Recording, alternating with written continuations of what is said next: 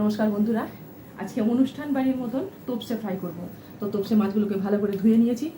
এবার আমি এর মধ্যে ভিনিগার দিয়ে দেব।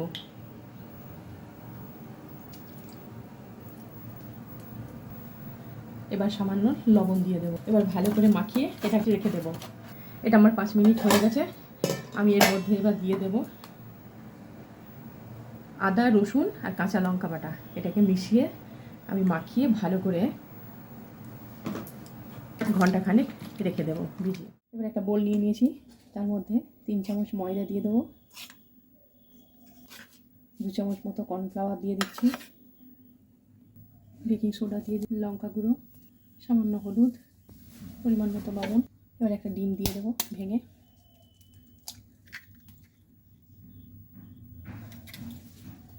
এবার দিয়ে দেবো বাটার। এবার ভালো করে একটা ব্যাটার তৈরি করে মাছটাকে ব্যাটারে ডুবিয়ে নিলাম। এবার গরম তেলের মধ্যে ছেড়ে দেবো।